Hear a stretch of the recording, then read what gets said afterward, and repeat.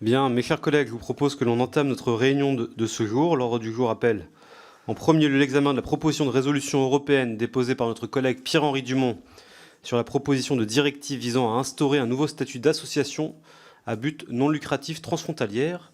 Je lui laisse tout de suite la parole et nous examinerons ensuite les amendements.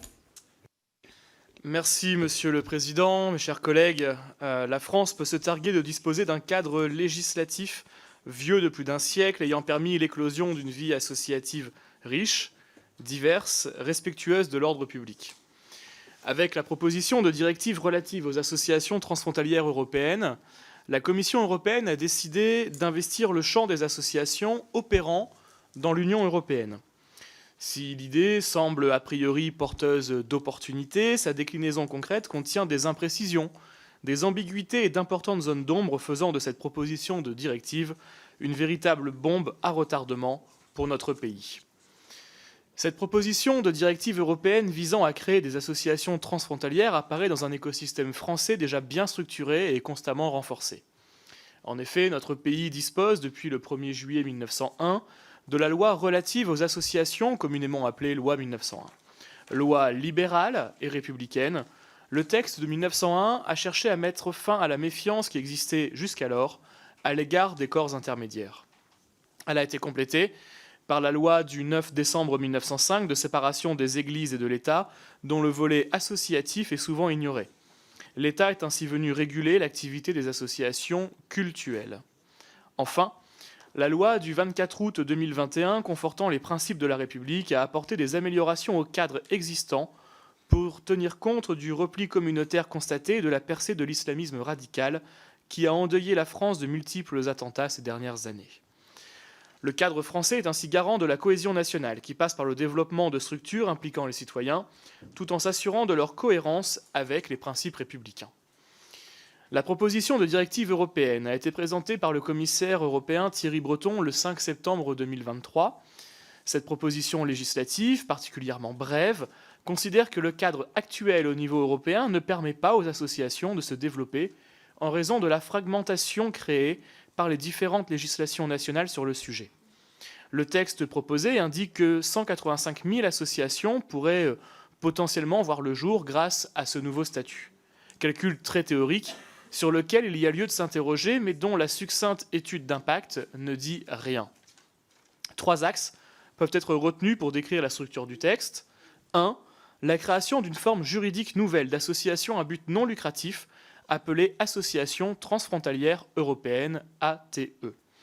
2. La création de règles d'enregistrement dans chaque État membre pour ce nouveau type d'association. 3.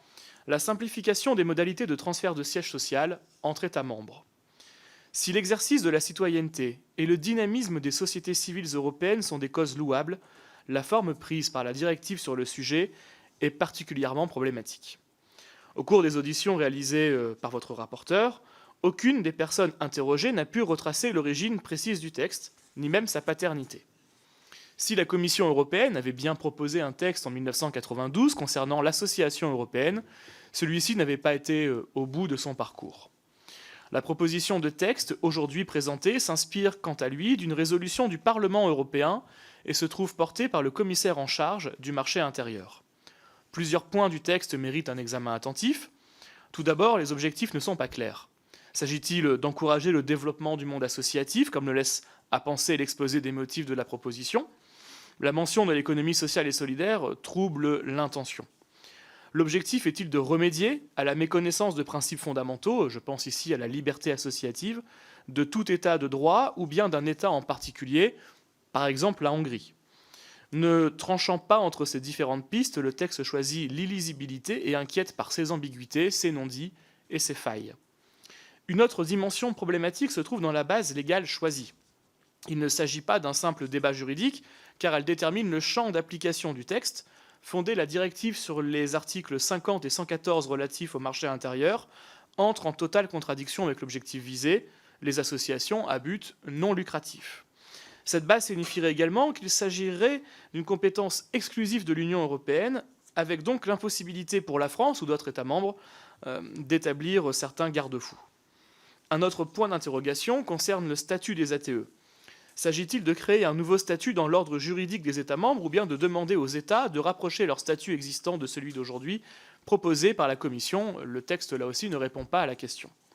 Enfin, les droits rattachés au statut des ATE entrent en contradiction avec ceux aujourd'hui octroyés en France par le statut de la loi de 1901. En l'état, le texte va permettre aux ATE de détenir et d'acquérir tout type de patrimoine, même sans lien avec leur activité, ou encore de percevoir des fonds et des legs, y compris de pays étrangers, alors que la loi française ne le permet pas. Les incidences fiscales sont loin d'être neutres et pourraient entraîner un large effet d'aubaine et d'éviction, attirant en France des associations contestables, tout en discriminant les associations françaises soumises aux principes et règles en vigueur.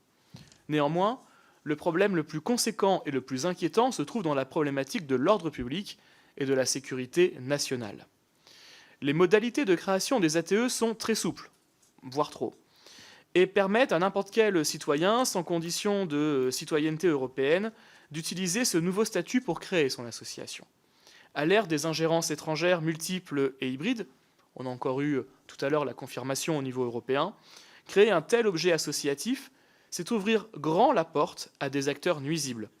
Si les droits octroyés aux ATE sont larges, leurs obligations le sont beaucoup moins. Les obligations en matière de transparence sont particulièrement faibles, et il est donc aisé d'imaginer le détournement du véhicule juridique que constituent les ATE. Le blanchiment d'argent et le financement du terrorisme viennent rapidement à l'esprit compte tenu des possibilités fiscales et patrimoniales permises par le texte en l'état. Les modalités d'enregistrement des ATE visant à faciliter l'exercice de leur activité empêcheront les États de vérifier le statut des membres et l'exercice réel de l'activité de l'association. En effet, seul l'État membre enregistrant initialement l'ATE obtiendra des pièces. Au regard des applications différenciées entre États membres, rappelons qu'il s'agit d'une directive et non d'un règlement, il est permis de penser que la pratique ne sera pas identique entre États. Plus inquiétant encore est la prise en compte de l'ordre et de la sécurité publique. Une association qui ne respecterait pas la loi française pourra aisément se reconstituer dans un autre pays après avoir subi une dissolution en France et continuer à opérer sur le sol français en se créant dans un autre État membre. Les dispositions de la loi française sont plus rigoureuses sur certains plans, et je pense ici à la loi du 24 août 2021 sur le séparatisme. Dans cette situation, les autorités françaises ne pourraient pas dissoudre l'association en question, bien que celle-ci enfreigne la loi nationale. Pour rappel, il n'existe pas de régime de dissolution des associations en Suède, et l'Espagne est particulièrement rétive à la dissolution administrative. Dans le cas où une dissolution serait prononcée en France, l'association transfrontalière européenne concernée pourrait faire appel devant le tribunal administratif, puis devant le Conseil d'État, qui saisirait la Cour de justice de l'Union européenne d'une question préjudicielle. Outre le risque d'une jurisprudence totalement défavorable aux autorités françaises, l'association concernée sera en mesure de continuer à opérer dans l'attente d'une décision en dernier ressort. Par ailleurs, une association transfrontalière européenne créée à l'étranger pourrait très bien exercer son activité en France, quand bien même celle-ci serait contraire au droit national, sans possibilité de mettre un terme à ses activités. J'ai ainsi pu évoquer l'exemple d'une association, par exemple d'un pays d'Europe centrale, qui pourrait potentiellement proposer des soi-disant thérapies de conversion interdites en France depuis la loi du 31 janvier 2022. Mes chers collègues, vous pouvez le constater, le projet de directive proposé va bien au-delà des compétences de l'Union européenne et constitue à ce titre une ligne rouge. Les garanties apportées sont maigres quand les zones d'ombre sont pléthoriques et les risques de détournement nombreux. En conséquence, je vous demande de voter en faveur de ma proposition de résolution européenne invitant le gouvernement à mobiliser ses moyens diplomatiques pour obtenir le rejet du projet de directive. Je vous remercie. Merci, monsieur le rapporteur. Nous en venons donc maintenant aux orateurs de groupe, en commençant par Constance Le Grip pour le groupe Renaissance et pour 3 minutes. Merci, Monsieur le Président, Monsieur le rapporteur. Je vous ai écouté avec grande attention et j'ai lu, bien évidemment, comment serait-il possible autrement, avec beaucoup d'attention également votre proposition de résolution européenne relative à la proposition de directive concernant les associations transfrontalières européennes. Cette proposition de directive vise à créer un nouveau statut d'association transfrontalière européenne et son objectif est de faciliter la constitution et l'approfondissement d'une société civile européenne à travers un fonctionnement transfrontalier plus harmonieux, plus facile à manier par les organisations à but non lucratif, des évolutions et des intentions louables, je tiens à le dire. Tant les organisations à but non lucratif sont devenues des acteurs incontournable dans nos pays et mobilise les énergies, l'engagement, le bénévolat de très nombreux compatriotes européens dans des secteurs clés tels que la santé, les services sociaux, la culture, le sport, l'éducation. Et nous l'avons vu pour la cohésion sociale, à quel point cela a compté pendant la période de crise sanitaire que nous avons récemment traversée.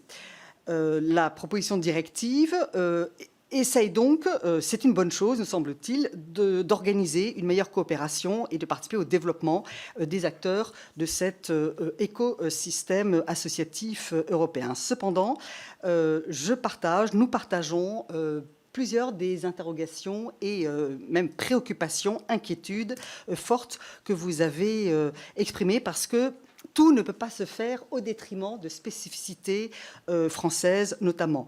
Vous craignez, et j'avoue que je partage beaucoup de ces craintes, la remise en cause du modèle associatif français que vous louez à juste titre, loi de 1901, loi de 1905, et tout cela a été conforté par la loi dite séparatisme de 2021, et tout cela est allé dans le bon sens et est devenu pour nous quelque chose de très précieux. Et je pense que s'agissant de ce modèle associatif français, il nous faut être de manière générale, ici comme tout le temps, très exigeant sur des notions comme l'intérêt général, le désintéressement et la non-lucrativité. Vous évoquez également, autre forte préoccupation, les possibles menaces à l'ordre public et à la sécurité nationale. Là aussi, j'avoue que je partage. Vous admettez qu'en l'état présent de la rédaction de la dite proposition de directive européenne, celle-ci limiterait les capacités de contrôle et de vérification que peuvent exercer nos pouvoirs publics, nos autorités, sur les activités des associations et structures opérant sur notre territoire. Et vous pointez de possibles failles de sécurité, notamment en ce qui concerne les risques d'optimisation fiscale, de blanchiment d'argent, d'ingérence étrangère, pourquoi pas de financement d'activités terroristes en la matière. Nous partageons ces inquiétudes, ces failles, et nous souhaitons donc effectivement qu'il y ait un travail, des amendements qui puissent être adoptés pour permettre d'encourager le gouvernement à continuer à se mobiliser pour substantiellement modifier la teneur actuelle de la dite proposition de directive qui, en l'état, effectivement, ne nous convient pas. Merci beaucoup. La parole est à Annick Cousin pour le groupe Rassemblement National pour 3 minutes.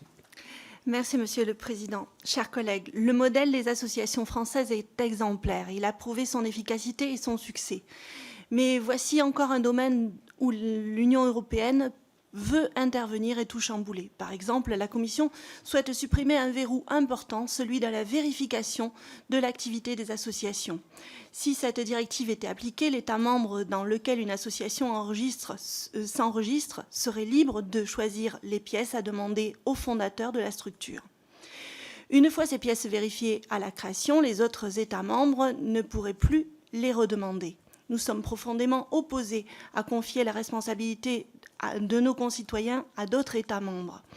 Il ne serait même pas demandé aux créateurs de l'association d'avoir la citoyenneté européenne. Une association dissoute dans un pays pourrait se constituer dans un autre et poursuivre ses activités dans le premier pays. Tout cela pose un risque d'ingérence étrangère dans nos associations. L'ajout par le Parlement européen des syndicats, associations culturelles et partis politiques à la liste des acteurs autorisés à créer des ATE annonce des dérives.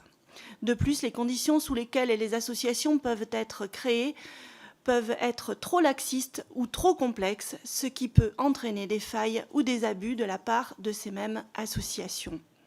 À titre d'illustration, en utilisant des fonds de manière inappropriée ou en se livrant à des transactions immobilières non transparentes, les associations pourraient profiter des failles de la réglementation pour acquérir des biens immobiliers, par exemple.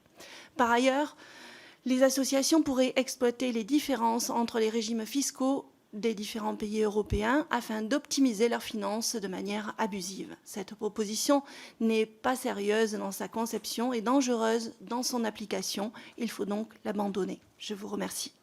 Merci beaucoup. La parole est à Louise Morel pour le groupe démocrate et pour 3 minutes. Merci, Monsieur le Président, Monsieur le rapporteur, chers collègues. Monsieur le rapporteur, j'ai lu avec beaucoup d'intérêt votre proposition de résolution. Vous soulevez de nombreuses interrogations qui ont été rappelées, auxquelles le groupe démocrate n'est pas insensible.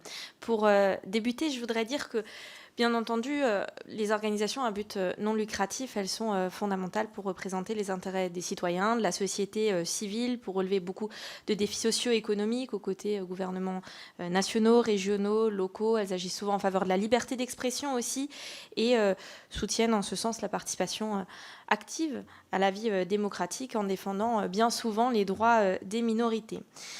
Aujourd'hui, à l'échelle européenne, ce qu'il se passe, c'est qu'on a les entreprises commerciales et les groupements d'intérêt économique qui ont la possibilité de former un groupement européen d'intérêt économique. Au niveau des organismes publics, ils peuvent se regrouper et créer un groupement européen de coopération territoriale. C'est la raison pour laquelle, au groupe démocrate, eh bien, on voit plutôt d'un bon œil le fait de pouvoir créer un statut européen des associations qui peut être accessible aux organisations, aux personnes qui voudraient prendre part à des échanges, à des apprentissages mutuels par-delà les frontières. Et c'est l'objectif de la proposition de directive que nous étudions aujourd'hui. Pour autant, sur le plan pratique, et c'est là la distinction qu'il faut faire, sur les plans juridiques, culturels, politiques, économiques, on a des différences qui peuvent complexifier les activités transfrontalières de ces associations.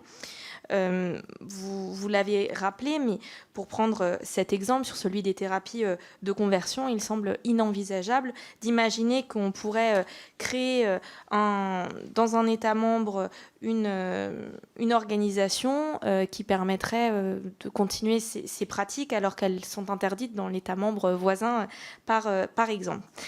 Alors, pour être très simple, au groupe démocrate, nous, on ne souhaite pas abandonner cette proposition de directive, comme le propose le titre de votre proposition de résolution. On préférerait la retravailler et c'est la raison pour laquelle on est aligné à voter quelques changements qui sont proposés par nos collègues du groupe Renaissance, notamment au niveau du titre, pour dire non pas abandonner, mais retravailler et compléter cette proposition de résolution. Cela nous semble plus juste et plus adapté. Je vous remercie. Merci beaucoup. Monsieur le rapporteur, vous pouvez répondre aux orateurs de groupe si vous le souhaitez. Bien sûr.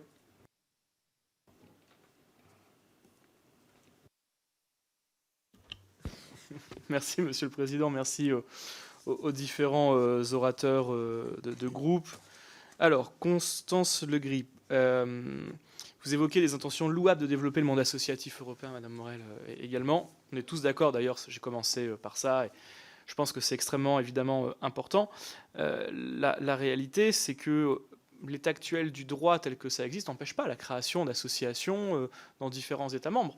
On a tous, par exemple, des associations de jumelage dans les différentes communes qui fonctionnent très bien, qui permettent des échanges, et d'autres associations peuvent très bien fonctionner en l'état actuel du droit. Donc en réalité, aujourd'hui, il n'y a pas de frein législatif à la création d'associations. Ça nous a été confirmé par des représentants d'une association qui sont syndicats d'associations qui sont spécialistes dans la création de ce type d'association, et que donc on est sur une question qui est une question en réalité qui en effet part d'une intention qui est très louable mais qui a totalement échappé à son créateur.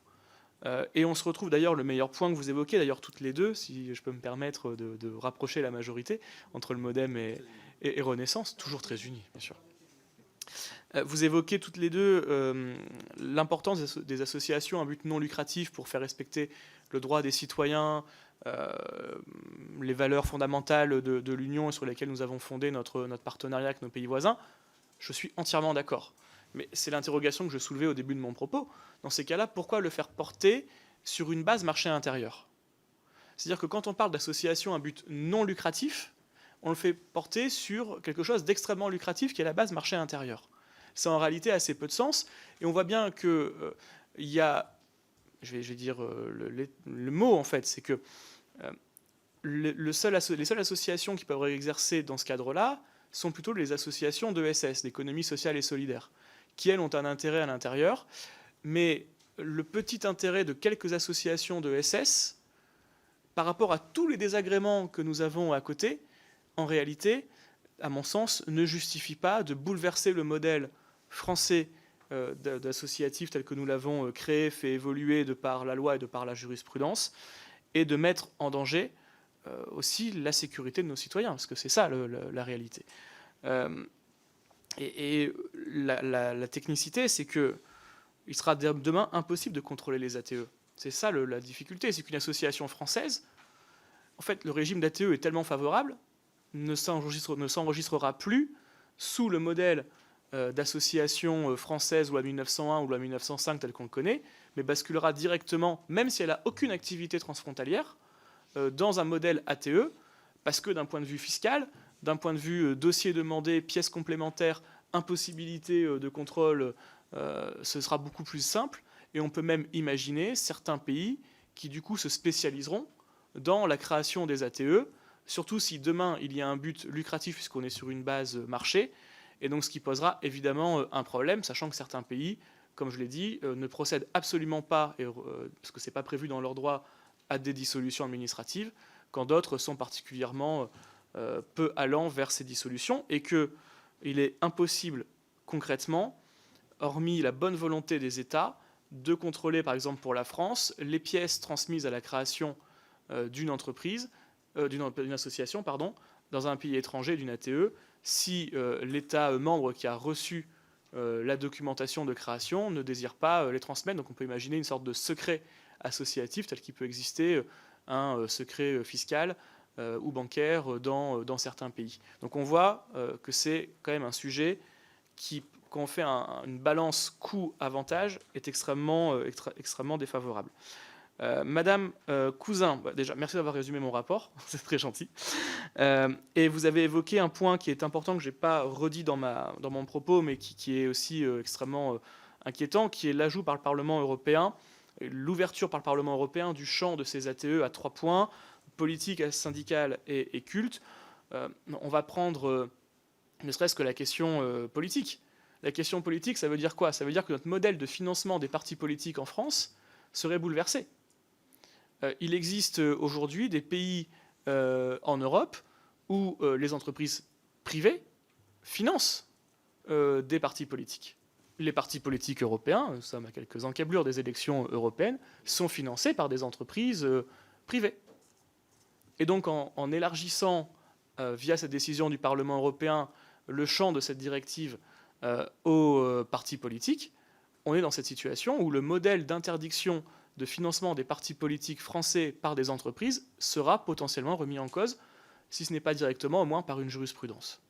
Et donc c'est évidemment quelque chose qui est extrêmement dommageable pour le modèle que nous avons développé, nous, de transparence dans le financement des partis politiques, sans parler évidemment des financements par certains États, certaines entreprises d'État, des partis politiques dont certains peuvent être familiers dans cette salle. En ce qui concerne la suite des propos, je pense que j'ai dû à peu près faire le tour en groupant les propos de Mme Morel avec ceux de Mme Le Grip. Simplement sur la question du retravail de la directive, parce que c'est ça en fait le point nodal. On aimerait tous ici dire on va retravailler la directive. La réalité, c'est que vu comment c'est embarqué, on voit mal comment est-ce qu'on peut réussir à trouver un point d'équilibre qui nous permettra demain de dire on va rediscuter de la base juridique qui ne sera pas celle du marché intérieur, on va réussir à trouver un accord dans les tours de table des négociateurs au niveau du Conseil. Ça semble très compliqué. On aimerait tous dire oui, on va trouver une solution pour favoriser en levant toutes les difficultés, toutes les ambiguïtés. Nous, en tout cas, ce qu'on a ressenti de la part des différentes personnes qu'on a auditionnées, avec l'administrateur M. Michel, que je remercie de sa participation, de sa présence et de son travail à mes côtés, c'est que c'est mal embarqué, qu'on n'y arrivera pas. Et que donc, en fait, l'alternative n'est pas entre renégocier ou rejeter, c'est en fait adopter ou rejeter. Donc on peut discuter, on va discuter avec les amendements de comment est-ce qu'on peut redéfinir tout ça, mais il ne faut pas imaginer qu'on va réussir à pouvoir le faire d'une part, et d'autre part, cette proposition de résolution, pour être très franc et très clair avec vous, c'est aussi un moyen et un levier pour nous, nos négociateurs au niveau français, d'appuyer grâce au poids du Parlement, qui parfois peut servir, le poids du Parlement dans certains cas, pas tout le temps dans cette majorité, mais en tout cas, de temps en temps, ça peut servir, ça peut donner une force, un poids à nos négociateurs avec leurs partenaires européens pour leur dire, parce que nous, on a soulevé certains lièvres en termes d'ordre public et de sécurité publique, de façon très claire, qu'il y a un sujet et que le Parlement français prend toute sa part dans cela, et que donc ils ont aussi un mandat du Parlement pour renégocier cette proposition de directive. Et c'est pour cela que je pense qu'il ne faut pas amoindrir le titre pour justement pouvoir clairement donner un atout à nos négociateurs au niveau européen pour arriver in fine à ce que vous souhaitez, à savoir une renégociation. Bien, merci beaucoup, monsieur le rapporteur, pour ces réponses à nos orateurs de groupe. Nous en venons donc maintenant à l'examen des amendements, en commençant par l'amendement numéro 2 de madame Le Grip. Merci, Monsieur le Président. Oui, l'amendement 2, présenté par le groupe Renaissance, vise à introduire dans les considérants un considérant qui souligne le rôle essentiel des organisations à but non lucratif dans un certain nombre de secteurs clés, etc., visant à valoriser un petit peu l'importance du secteur, des différents secteurs dont nous parlons, et la nécessité de travailler à une société civile européenne dynamique. Merci beaucoup. Votre avis, monsieur le rapporteur? Écoutez, je pense que c'est un amendement absolument essentiel qui va profondément changer la face de l'Union européenne. Donc j'émets un avis favorable à cet amendement proposé par madame Le Grip et les membres de son groupe. Merci beaucoup pour votre bienveillance, monsieur le rapporteur. Je mets donc aux voix cet amendement qui a reçu un avis positif, favorable, du rapporteur, qui est pour, qui est contre. Il est adopté. Amendement numéro 3, madame Le Grip. Merci, Monsieur le Président. Alors là, on arrive un peu au cœur de notre sujet parce que, voilà, encore une fois, je l'ai dit très clairement, Louise Morel l'a dit encore plus clairement, si je puis dire, nous avons quand même des constats très convergents et des inquiétudes partagées avec ce que vient de dire Monsieur le rapporteur sur l'état présent, la rédaction actuelle de la dite proposition de directive. Et donc, nous souhaitons écrire très clairement que nous invitons le gouvernement à s'opposer à l'adoption de cette proposition de directive en l'état, tant qu'elle reste en l'état, avec notamment la mention de nos préoccupations en matière de non-garantie pour ce qui concerne la sauvegarde de l'ordre public et de la sécurité nationale, et puis transparence et financement. Voilà, c'est ce focus-là. En l'état, nous invitons le gouvernement à s'opposer. Merci beaucoup. Votre avis, monsieur le rapporteur? Merci, Monsieur le Président. Écoutez, ça va dans le sens de ce que j'évoquais tout à l'heure, à savoir le fait de donner un moyen de levier à nos négociateurs au niveau européen, montrer que le Parlement français ne peut pas accepter en l'état cette proposition de directive, et donc cette précision nous permettra de laisser des marges de négociation, et donc j'y mets un avis favorable. Très bien, je mets donc aux voix cet amendement qui a reçu un avis favorable du rapporteur, qui est pour, qui est contre. Il est adopté. Amendement numéro 1, madame Le Grip.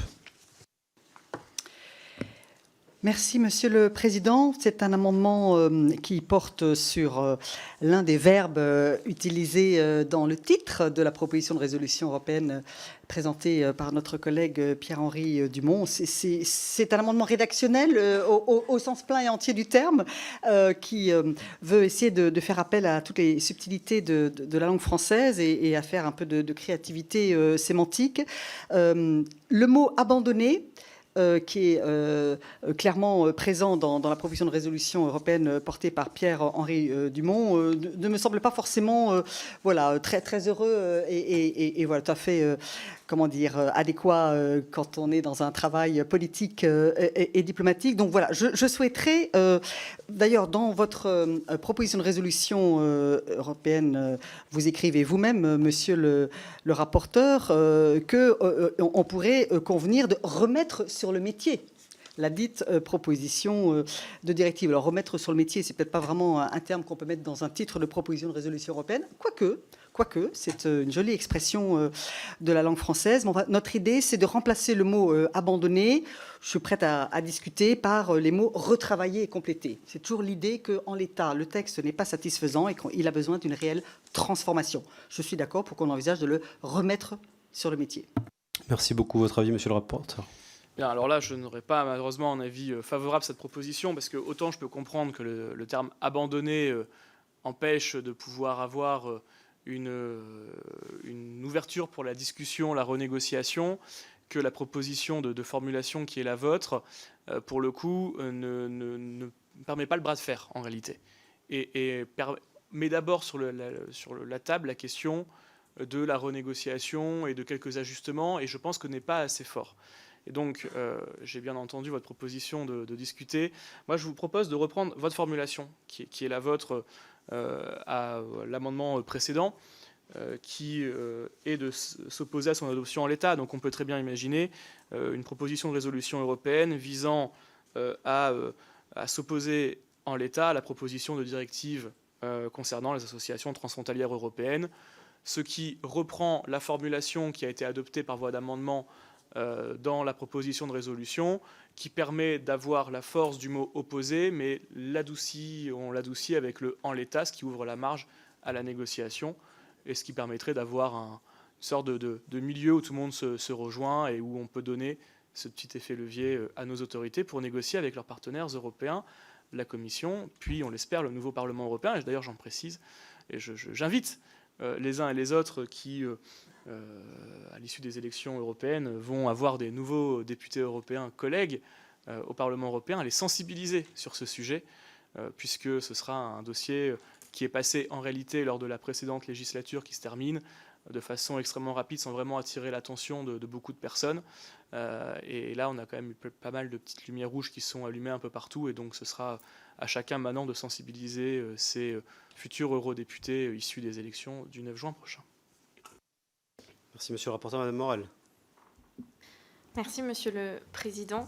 Je voulais venir en soutien de l'amendement de Madame Le Grip, mais je crois qu'on a un sens du compromis du rapporteur et qui peut être une bonne chose. Je voudrais quand même dire par rapport à vos propos précédents, je regrette un petit peu votre brin pessimiste sur la capacité de l'Union européenne à trouver des solutions, puisqu'en réalité, ce que vous nous dites, c'est que les associations transfrontalières européennes, c'est loi, mais pour tout un tas de raisons et de craintes, notamment d'ordre sécuritaire, vous préféreriez, enfin c'est ce qui était dit au début avant cet amendement, que finalement on abandonne le projet. Or nous, je voudrais quand même à nouveau rappeler qu'au groupe démocrate, nous on dit non, n'abandonnons surtout pas l'idée et n'abandonnons surtout pas le projet, prenons le temps d'une pause justement pour travailler davantage, lever toutes les craintes et faire confiance aussi à la capacité de travail de l'Union européenne qui sur tout un tas de sujets montre que sur des sujets très complexes, elle arrive à trouver des solutions et des voies de compromis. Donc que ce soit le premier amendement de Madame Le Grip ou celui que vous proposez, on y est favorable. Il est plus mesuré que l'abandon pur et simple. Merci beaucoup, Madame Le Grip, sur la proposition du rapporteur. La proposition du rapporteur est constructive. C'est un compromis, comme on aime souvent les faire au sein du Parlement européen, qui effectivement peut permettre d'avoir un cadrage pour d'éventuelles futures discussions, même si on peut s'attendre quand même à ce que le prochain cadre de travail des futures institutions européennes soit très différent de ce qu'il a été jusqu'à maintenant. Mais avoir une solution de compromis consistant à dire que c'est en l'état que nous jugeons insatisfaisant cette proposition de directive et que donc nous invitons le gouvernement à s'y opposer. Si c'est écrit de manière élégante, ça me va. Je me rallie à cela. Très bien, donc vous êtes d'accord avec l'amendement ainsi rectifié par le rapporteur. Très bien, donc je mets donc aux voix cet amendement rectifié par le rapporteur qui a reçu une approbation de certains membres de la commission pour l'instant. Qui est pour? Qui est contre? Il est adopté. Nous avons donc fini avec l'examen des amendements. Je mets donc aux voix l'article unique de la proposition de résolution ainsi modifiée. Qui est pour? Qui est contre? L'article unique est adopté et la proposition de résolution ainsi modifiée est par conséquent adoptée. Félicitations, monsieur le rapporteur. Merci beaucoup, chers collègues. Ne partez pas, nous avons un deuxième point à l'ordre du jour de notre réunion de ce jour et j'invite le président Zulesi à venir nous rejoindre pour qu'il puisse présenter sa proposition de résolution européenne invitant le gouvernement à se prononcer contre les méga-camions et à bâtir une politique de report modal vers le ferroviaire au niveau européen. Président qui est aujourd'hui rapporteur, bienvenue. Et je vous laisse tout de suite la parole dès que vous êtes prêts. Je suis prêt. Eh bien, allez-y. Merci. Merci, Monsieur le Président. Merci de m'accueillir dans votre belle commission pour effectivement présenter cette proposition de résolution européenne invitant le gouvernement à se prononcer contre les méga-camions et à bâtir une politique de report modal vers le ferroviaire au niveau européen. Permettez-moi simplement quelques précisions sémantiques et puis aussi préciser ma position sur ce sujet des méga-camions. Permettez-moi avant tout de ne plus appeler ça dans le cadre de nos débats méga-camions pour véritablement être dans un cadre très strict, très scientifique et appeler ça système modulaire européen. Chacun a compris le terme méga-camion, mais c'est important peut-être de rappeler le terme technique. Et deuxième point, il est important de le souligner puisque dans le cadre des auditions que j'ai pu organiser avec notre excellent administrateur, eh bien, j'ai pu me rendre compte un peu que, à force d'utiliser méga camions, eh bien, on avait l'impression qu'on mettait en place une proposition de résolution européenne contre les routiers. Ce n'est pas du tout le cas. Je tiens à souligner le travail réalisé par nos routiers, en particulier nos routiers français qui font un travail exceptionnel. On l'a vu notamment pendant la crise Covid et encore aujourd'hui quotidiennement si nous sommes en capacité d'avoir notamment des plateformes logistiques et un certain nombre de produits stratégiques et des produits du quotidien d'ailleurs, c'est grâce au travail de nos routiers. Donc ça, il faut savoir le mettre en avant. Et l'objet de cette proposition de résolution, ce n'est pas de lutter contre les routiers, en aucun cas, mais bien d'avoir une démarche volontariste en matière de développement du fret ferroviaire. Je le dis d'autant plus que nous sommes face à un enjeu qui est crucial, c'est lutter contre les gaz à effet de serre. On a 30% de nos gaz à effet de serre qui proviennent directement des transports. Et donc la solution, c'est la décarbonation et le fait de travailler à la multimodalité. Donc pouvoir passer d'un transport à un autre de manière beaucoup plus rapide et en particulier faire du transport combiné, rail-route, être en capacité de faire du transport combiné entre la route et le fleuve aussi. Et donc c'est véritablement important d'affirmer cette position. Or, le 11 juillet dernier, la Commission européenne a publié une proposition législative visant à réviser une directive de 1997 du Conseil fixant les dimensions maximales autorisées pour les poids lourds. Et le 12 mars dernier, le Parlement européen a adopté d'une courte majorité le texte. Ce texte, initialement, a une ambition louable qui est de décarboner le secteur routier de marchandises. Il contient notamment une proposition qui paraît intéressante puisqu'il y a une meilleure prise en compte du poids des véhicules lourds qui ont notamment cette volonté de se décarboner par notamment l'utilisation de batteries électriques. Ça va plutôt dans le bon sens, mais toutefois, le texte et je ne souscris pas à ce texte parce que il vise à notamment libéraliser ce qu'on appelle justement ces méga camions. Donc, deux points importants. La proposition propose que si un État membre autorise un véhicule d'un poids de 42 ou 44 tonnes en trafic national, cet État ait l'obligation de l'autoriser en trafic international.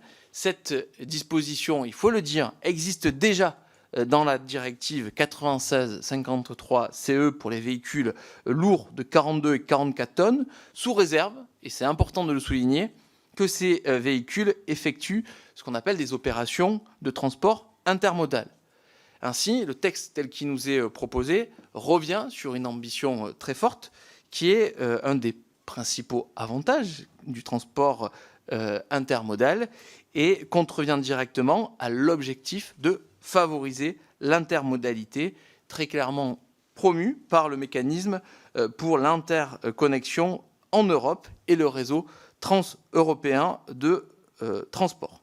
En effet, et c'est aussi important de le mettre en avant, une étude du cabinet indépendant Define montre très clairement que cette exception constitue une incitation pour le transport intermodal et permet des gains de 75 à 90% de CO2 et d'énergie. Donc si le texte et voté au Conseil en l'état, le gabarit de 44 tonnes serait généralisé pour les passages aux frontières dans toute l'Europe, et cela engendrerait un report modal inversé et un moindre recours au multimodal. Or, nous investissons de manière conséquente, c'est 4 milliards d'euros entre 2023 et 2032 en faveur du fret et du fret ferroviaire, subventions complétées par des subventions européennes, et cet argent, ces moyens doivent servir à la construction et à l'amélioration de notre plateforme multimodale. Permettez-moi d'avoir un petit clin d'œil, notamment pour notre gare de triage de Miramas, le travail qu'il y a à faire, notamment sur ces plateformes multimodales dans nos ports. Et donc, vous l'avez dit, Monsieur le Président, c'est un bel exemple. Quel serait le message envoyé aujourd'hui à notre industrie ferroviaire, à notre industrie fluviale? Quelle serait la cohérence de nos politiques publiques si nous investissons d'un côté dans des installations et que, en même temps, on désinciterait à y recourir? Et donc, c'est la raison pour laquelle, sur ce premier point, il me semble important de revenir au niveau européen sur cette révision de directive. Ensuite, et c'est là le cœur de ma proposition de résolution européenne, l'adoption de cette révision en l'état autoriserait une forme de libéralisation des conditions de circulation des systèmes modulaires européens à circuler sur les routes européennes au prétexte de la réduction des émissions de gaz à effet de serre. Et cela constitue pour moi une fausse solution, ainsi qu'un message très négatif envoyé au fret ferroviaire européen. En effet, la légère réduction des émissions de gaz à effet de serre, qui est certes indéniable que l'autorisation des méga-camions en Europe permettrait, serait plus neutralisée par le report modal inversé qu'elle susciterait. Donc, sous prétexte de verdir les camions à l'horizon 2035, la Commission prend le risque, très clairement, de s'attaquer au transport combiné. En effet, une étude du cabinet allemand Define évalue à 20% le report du rail vers la route qu'induirait la libéralisation de la circulation des méga-camions. Ainsi, libéraliser l'usage des méga-camions équivaut à légèrement réduire les émissions à court terme, tout en s'empêchant de les réduire drastiquement à long terme. Donc ces camions plus lourds, plus longs, posent aussi des questions pour nos infrastructures de transport. Je pense notamment à l'aménagement de nos ronds-points, de nos passages à niveau, de nos ponts routiers qui n'ont pas été, je dirais, conçus pour faire passer ces camions-là, de nos parkings, de nos routes. Et donc ça aussi, c'est un point qu'il faut savoir mettre en avant, puisque ces aménagements se feraient sans doute, et je m'avance peut-être, mais aux frais du contribuable français. Vous l'avez compris, ma position, c'est une position pragmatique. Je ne m'oppose pas en tant que tel aux méga-camions. Il y a peut-être une nécessité d'en expérimenter lorsque vous n'avez pas de solution ferroviaire associée, lorsque l'infrastructure est adaptée, mais en aucun cas, ces camions-là doivent être utilisés en concurrence du transport combiné. Il doit être regardé dans un cadre bien précis et surtout en cohérence avec notre stratégie au niveau européen, puisque nous avons une stratégie de mobilité durable et intelligente de la Commission au niveau, bien entendu, européen, avec des objectifs très clairs, puisque nous avons l'objectif de réduire les émissions de CO2 des camions et des bus de 90% à partir de 2040. Et je m'inscris tout à fait dans ces objectifs.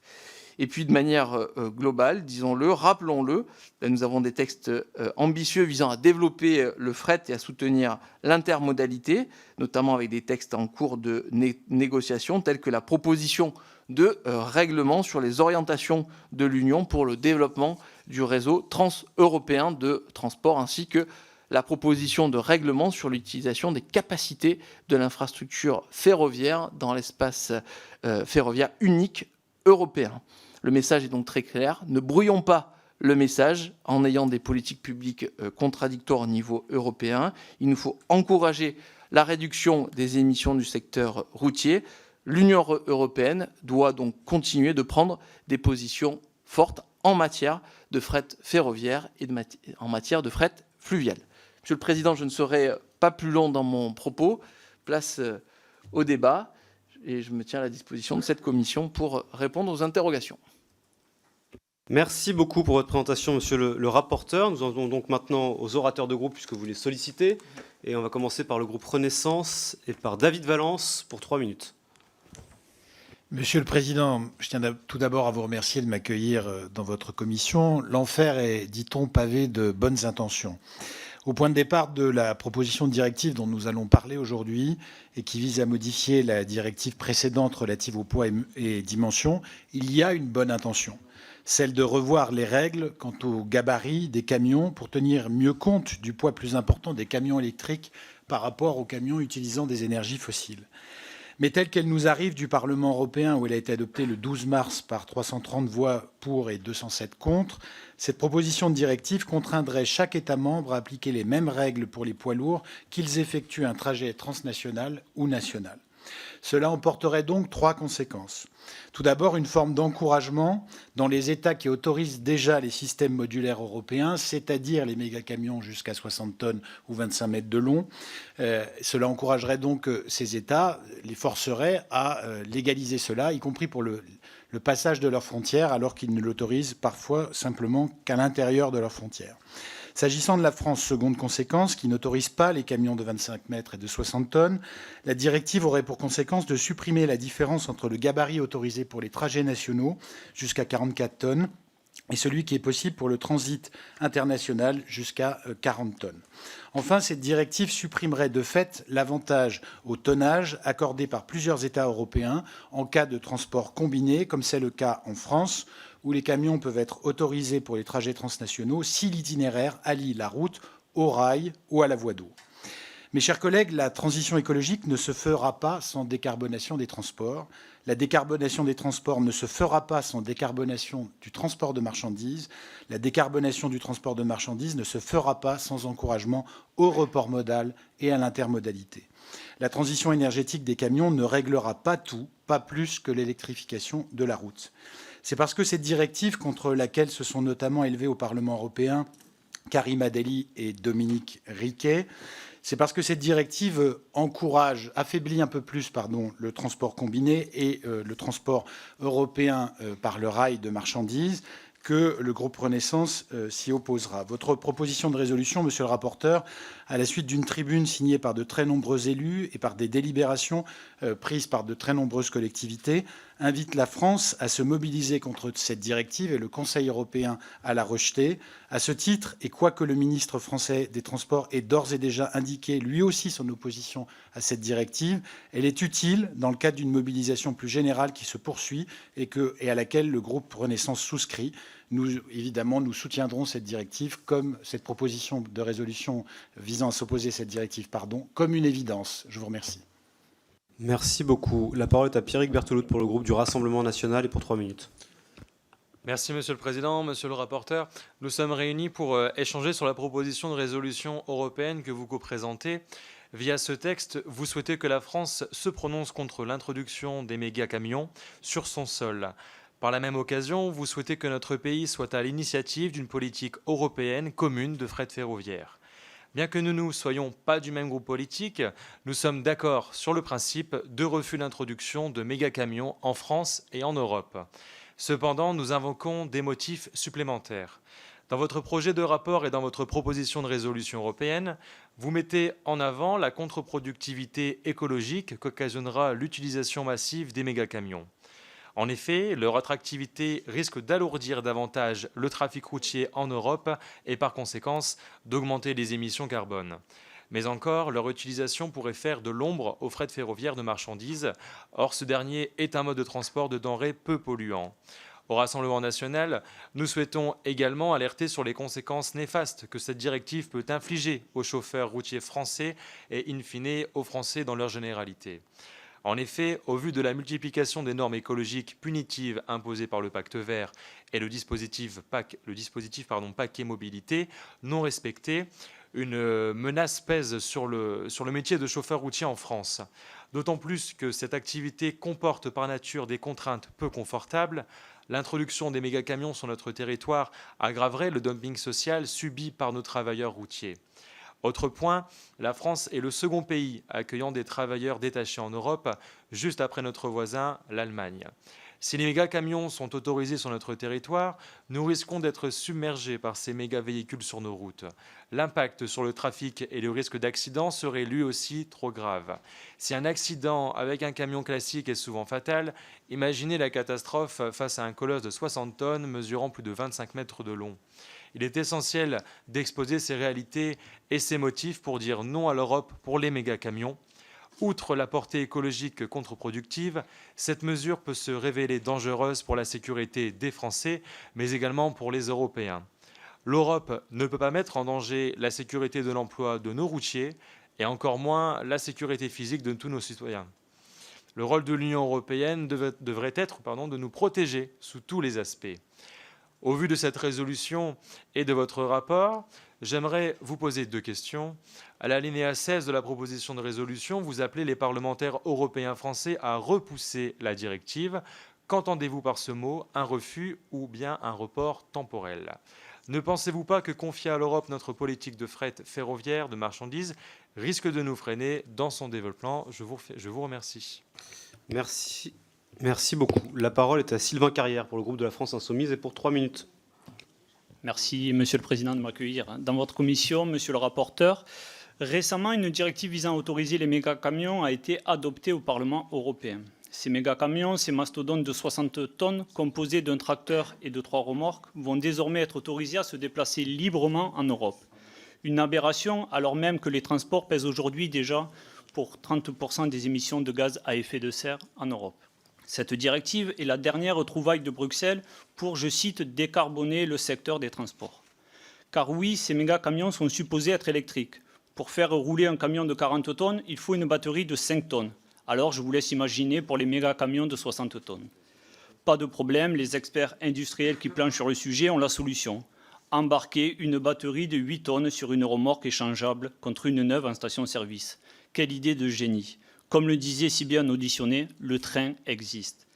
Les lobbyistes du transport routier qui gangrènent le Parlement européen s'en frottent les mains. En attendant, 99% des 40 tonnes en France roulent au diesel. Moins de 1% sont à l'électrique et coûtent 3 à 4 fois plus cher. Alors, monsieur le rapporteur, cette proposition de résolution européenne visant à repousser la directive européenne est hypocrite. Nous la trouvons hypocrite car vous appelez à la France à, je cite, jouer un rôle moteur dans la détermination d'une politique européenne globale de développement et de pérennisation du fret ferroviaire. Mais en même temps, votre gouvernement a achevé le démantèlement de Fret SNCF. Cession des 23 tronçons les plus rentables, cession des matériels roulants, suppression de 5000 emplois. Nous étions des milliers hier à défendre le fret ferroviaire place d'Italie, mais où étiez-vous? Pourquoi aucun macroniste n'est allé plaider pour le leadership européen en faveur du fret ferroviaire que vous défendez pourtant noir sur blanc dans votre rapport?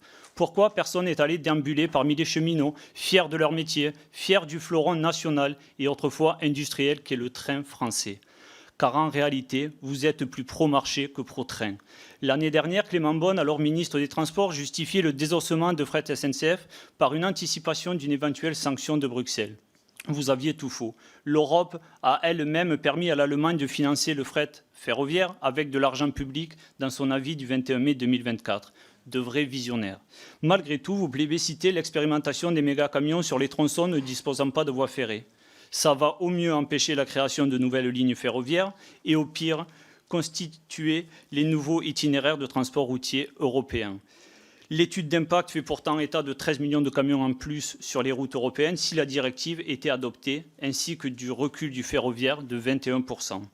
Alors, stoppez l'hypocrisie. À quand une vraie loi de programmation de financement des infrastructures ferroviaires en France, comme le demandent tous les acteurs du fret ferroviaire français? Je vous remercie. Merci beaucoup. La parole est à Louise Morel pour le groupe démocrate et pour 3 minutes. Merci Monsieur le Président, Monsieur le rapporteur, chers collègues. Merci Monsieur le rapporteur pour cette proposition de résolution que le groupe démocrate soutient et je vais vous donner quelques raisons qui le justifient. Premièrement, parce que dans un contexte où l'Union européenne cherche à réduire ses émissions de gaz à effet de serre, notamment les émissions du transport routier de marchandises via le pacte vert, le Parlement a donc adopté la révision de la directive qui autorise les mégacamions à circuler sur les routes européennes. Et derrière cette directive se trouve l'idée que le fait de permettre à des camions plus grands de circuler réduira le nombre de trajets nécessaires au transport de marchandises et réduira les émissions de gaz à effet de serre. Or, comme vous le rappelez, cette réduction n'est pas significative puisque un camion de 60 tonnes consomme environ 30% de carburant de plus qu'un 44 tonnes. Mais même si leur chargement moyen est plus élevé, le gain de CO2 par tonne par kilomètre dans 60 tonnes par rapport à un 44 tonnes n'est que de 5%. En réalité, le gain il est donc plus de l'ordre économique que de l'ordre écologique. Ensuite, ce sont deux autres points qui nous posent problème. Le premier, c'est que la France ne dispose pas, vous l'avez rappelé, des infrastructures nécessaires au passage régulier de poids lourds de 60 tonnes, contrairement par exemple à l'Allemagne ou aux Pays-Bas qui autorisent, eux, déjà les méga-camions. Et ensuite, l'alternative au fret ferroviaire, qui ne concerne déjà que 9% des marchandises transportées, sera placée dans une forme de situation de concurrence déloyale qui réduirait encore ses performances sur ce segment. Or, sur ce deuxième point, il est nécessaire de redynamiser le fret ferroviaire. Il est moins bruyant, il est moins polluant, il est moins dangereux que le transport routier. Et c'est la raison pour laquelle le gouvernement et la majorité soutiennent la stratégie nationale pour le développement du fret ferroviaire dont on peut tous se réjouir. Enfin, dans la mesure où la France reste libre d'adopter ou non ces nouvelles normes, nous considérons que cette proposition de résolution va dans le bon sens et c'est la raison pour laquelle nous la soutiendrons. Je vous remercie. Merci beaucoup. La parole est au président Chassaigne pour le groupe GDR. Merci, Monsieur le Président. Chers collègues, nous examinons le texte d'une proposition de résolution proposée par le président de la Commission du développement durable, Jean-Marc Zulesi. L'objet de ce texte est double. Il invite le gouvernement, d'une part, à repousser la directive libéralisant le transport des systèmes modulaires européens, également appelés mégacamions, mais aussi à jouer un rôle moteur dans la détermination d'une politique européenne globale de développement et de pérennisation du fret ferroviaire. Nous souscrivons aux orientations de ce texte, même si nous le trouvons à certains égards trop mesuré. Il est absolument essentiel que notre pays s'oppose à la révision de la directive réglementant le poids et la taille des camions de manière à autoriser sans restriction la circulation de camions pouvant atteindre une longueur de 31 mètres de long et plus de 60 tonnes. Comme le note notre collègue Zulesi, cette libéralisation pose des questions importantes en termes d'adaptation des infrastructures et de sécurité routière. Elle est rejetée d'ailleurs par une majorité des Européens qui craignent la dégradation de l'état des infrastructures, une détérioration de la sécurité routière, l'aggravation des nuisances routières. Mais le texte adopté par le Parlement européen le 12 mars dernier est aussi et surtout un coup mortel porté au fret ferroviaire. La libéralisation de la circulation des systèmes modulaires européens, SME, viendrait directement concurrencer le fret ferroviaire sur les segments les plus rentables que sont aujourd'hui les quelques 6500 km de lignes de corridors de fret internationaux traversant la France. Cette concurrence hypothéquerait donc les chances de développer le fret ferroviaire et de faire circuler demain davantage de trains, de marchandises sur l'ensemble du réseau, toutes catégories de voies confondues. Ces menaces sur le fret ferroviaire soulignent le contresens écologique à l'œuvre, en favorisant ce que le rapporteur nomme avec justesse un report modal inversé, non pas de la route vers le rail, mais du rail vers la route. La révision de la directive aggraverait le niveau d'émissions du secteur routier. Nous serions en contradiction patente avec le pacte vert pour l'Europe qui demande qu'une part substantielle des 75% du fret intérieur qui est actuellement acheminé par la route soit transférée vers le rail et les voies navigables intérieures. Encore une fois, la Commission européenne veut se convaincre que du chaos de la libéralisation à outrance de l'ensemble des secteurs économiques émergeront des solutions viables économiquement et écologiquement. Nous refusons l'amère potion de cette cuisine d'apprentis sorciers. Merci beaucoup, Monsieur le Président. Il reste une demande de prise de parole. On a fini avec les orateurs de groupe et j'ai une demande de prise de parole supplémentaire que je vous propose de prendre. C'est Nicole Lepay pour le groupe Renaissance et pour 2 minutes. Merci, Monsieur le rapporteur. chers collègues, votre proposition de résolution semble faire l'unanimité au sein de la plupart des groupes politiques, et nous ne pouvons que nous en féliciter. Chose assez rare pour le souligner, une grande majorité des députés européens, français, se sont également opposés à cette directive, principalement portée par les pays de l'Est de l'Union européenne. Pour proposer ici d'encourager un développement territorial durable tout en décarbonant efficacement l'industrie des transports et en désengorgeant les routes, je suis bien évidemment d'accord avec vous. Cela va d'ailleurs dans le sens du pacte vert pour l'Europe. Néanmoins, une question demeure. Quelles seront les conséquences sociales potentielles sur les travailleurs du secteur des transports routiers en cas d'intensification majeure de la transition vers le fret ferroviaire?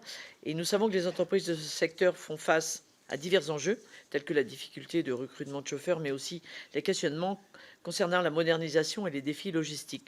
Donc une accélération de la transition vers le fret ferroviaire aura inévitablement des conséquences sur l'emploi. Nous devons tenir compte de cet aspect et accompagner et former, bien sûr, les professionnels de ce secteur. Je vous remercie. Merci beaucoup. Monsieur le rapporteur, vous avez la parole pour répondre à toutes ces interpellations. Merci beaucoup pour vos prises de parole. Peut-être commencer par Monsieur Berthelot. Vous m'avez questionné sur 2 points précis. Sur le terme repoussé, opposé, vous avez raison, et donc c'est la raison pour laquelle je proposerai un amendement de réécriture pour justement clarifier et bien dire qu'il ne s'agit pas de repousser, mais bien de s'opposer à la directive telle qu'elle est écrite. Donc ça sera l'objet de l'amendement numéro 6. Sur le deuxième aspect, sur ma vision sur l'approche européenne, comme je l'avais exprimé dans la loi d'orientation des mobilités où j'étais en responsabilité, j'avais déposé un amendement qui a été accepté sur le fait de pouvoir avoir une stratégie nationale de fret ferroviaire dans laquelle on avait une approche européenne, puisque moi je considère que nous pouvons avoir une relance, un développement de ce fret ferroviaire par des corridors européens, et donc c'est bien avec cette approche européenne qu'on peut massifier les transports et en particulier avoir des transports de longue distance. Donc oui, je crois dans l'Europe et je crois dans cette Europe qui est en capacité de nous accompagner dans le développement du fret ferroviaire. Monsieur Carrière, donc j'aurais aimé sans doute que on puisse avoir un climat un peu plus apaisé, mais je vais vous répondre. Vous m'avez posé la question de savoir où est-ce que j'étais hier après-midi. Moi, je vais d'abord vous poser la question, où étiez-vous ces 7 dernières années?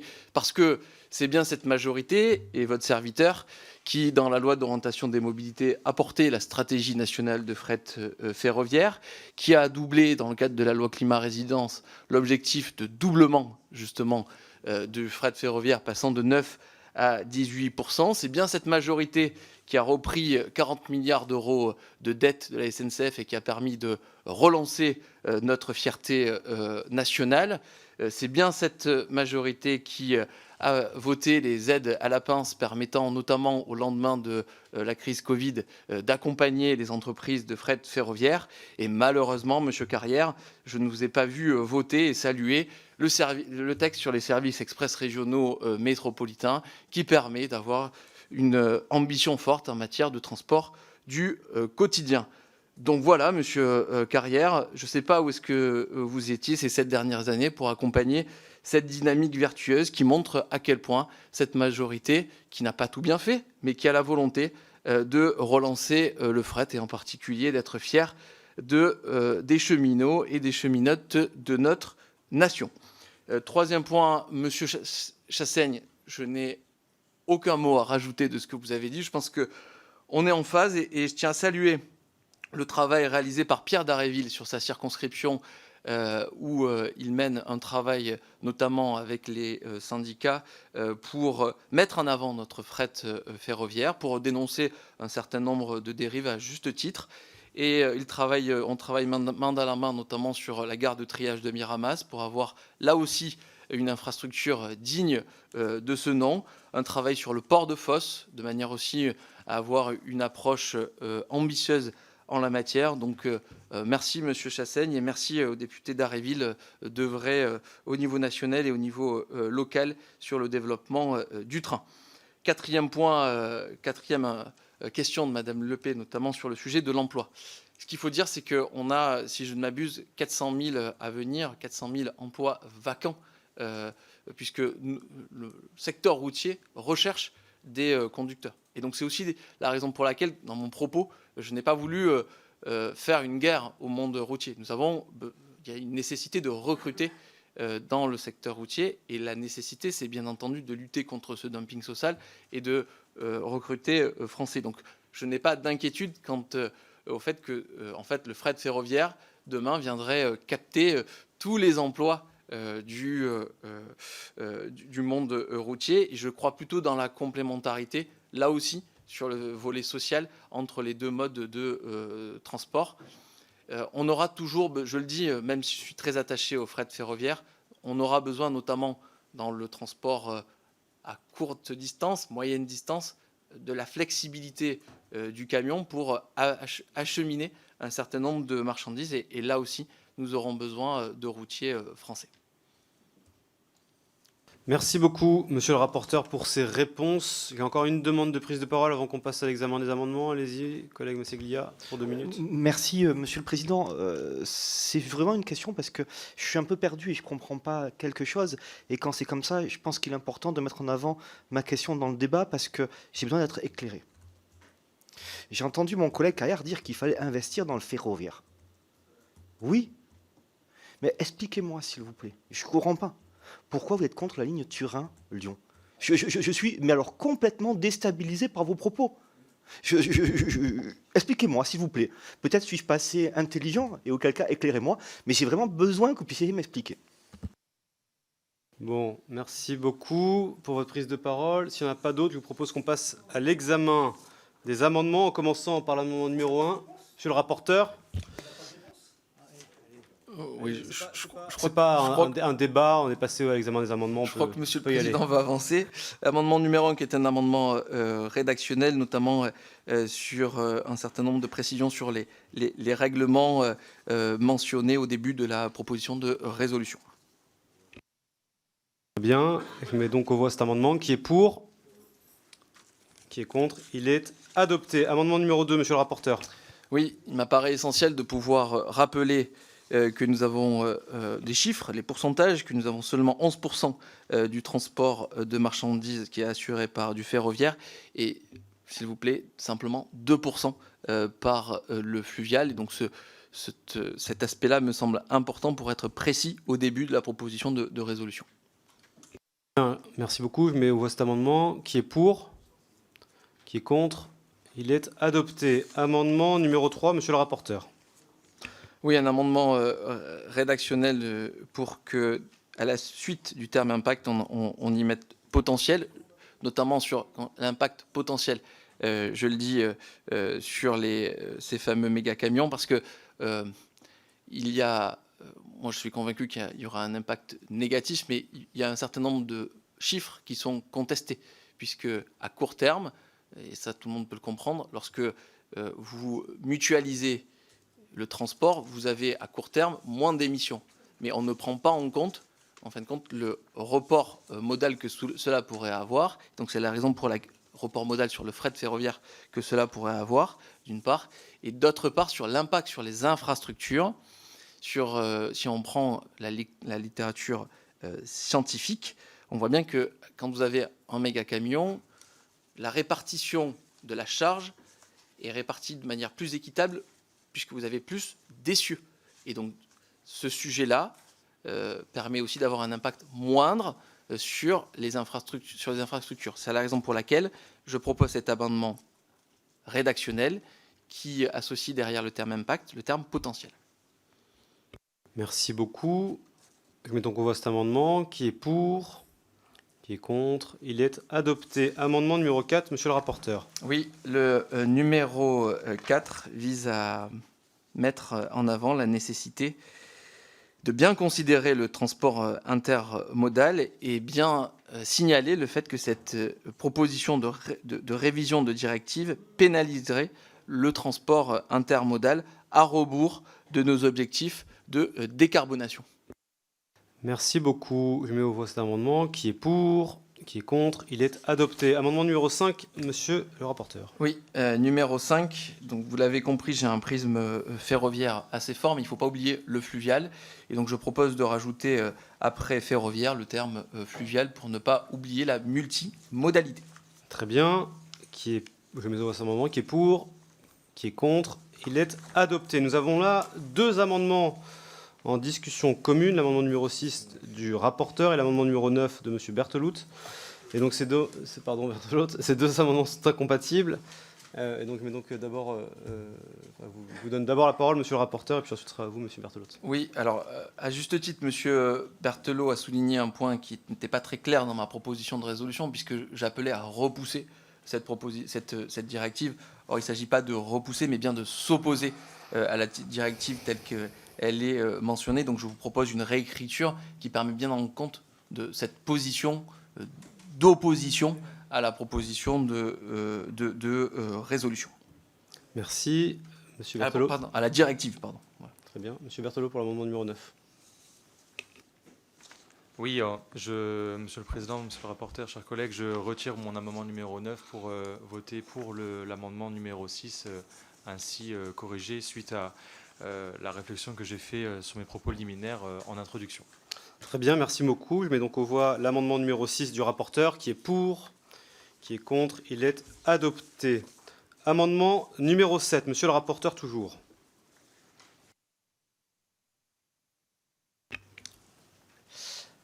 Alors, sur cet amendement numéro 7, ça reprend un des arguments que j'ai mis en avant sur le fait que nous devons garder la pleine maîtrise, chers collègues, des paramètres d'autorisation, des conditions de circulation transfrontalière des camions de plus de 40 tonnes, de sorte à ce que nous puissions assurer l'intermodalité telle que définie dans une directive européenne citée dans mon propos liminaire.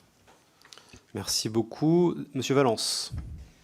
Oui, pour abonder dans le sens de cet amendement et revenir à ce que je disais tout à l'heure, il faut bien se dire qu'aujourd'hui, vous avez un avantage compétitif au transport combiné, puisque vous avez le droit d'avoir des camions plus lourds dès lors qu'une partie du trajet est effectuée en combinatoire avec du rail ou de la voie fluviale. Or, l'adoption de la directive dont on parle supprimerait cet avantage compétitif auquel sont très sensibles des régions de transit. Moi, je suis élu dans le Grand Est, une des régions les plus traversées de France.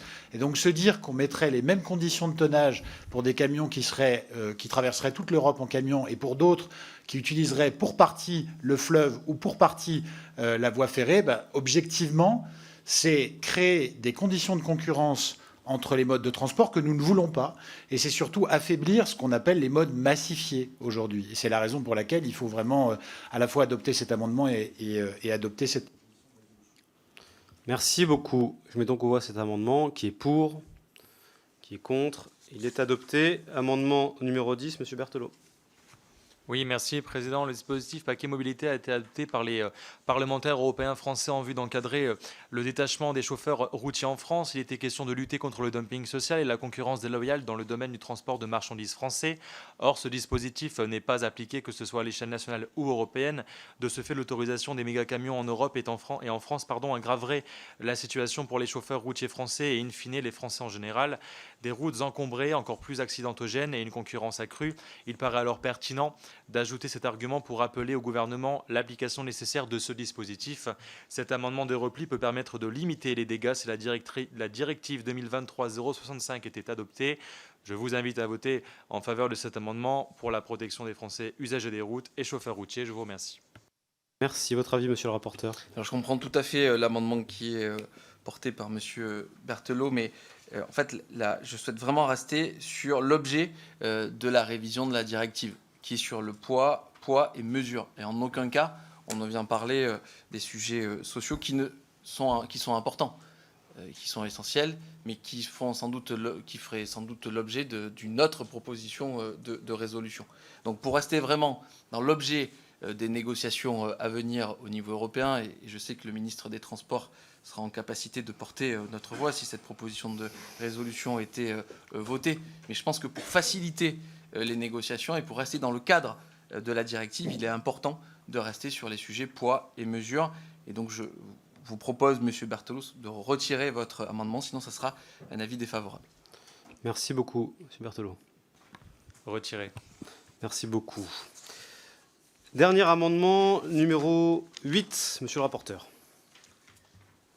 Oui, une nouvelle fois, pour insister sur la multimodalité, ce que je propose à l'alinéa 17, c'est qu'après le mot ferroviaire, on puisse ajouter les mots complémentaires, routier et fluvial. Donc vraiment, l'objet, et moi, ce qui permettra d'arriver à décarboner nos modes de transport, c'est par la complémentarité des modes de transport. Et donc j'insiste bien dans le cadre de cet amendement, notamment sur le sujet du fluvial, qui, vous l'avez compris, est un peu, il me semble, délaissé dans les débats nationaux et européens. Merci beaucoup, monsieur le rapporteur. Je mets donc aux voix l'amendement numéro 8, qui est pour, qui est contre. Il est adopté. Nous avons fini avec l'examen des amendements. Je mets donc aux voix l'article unique de la proposition de résolution ainsi modifiée, qui est pour, qui est contre. L'article unique est adopté et la proposition de résolution ainsi modifiée est par conséquent adoptée également. Félicitations, monsieur le rapporteur. Bravo pour votre travail. Et merci, chers collègues, d'avoir participé à ce débat important. Prochaine séance, mercredi 5 juin à 15 h. Échange par visioconférence avec la Commission des affaires européennes du Bundestag. La semaine prochaine. Bonne fin de journée.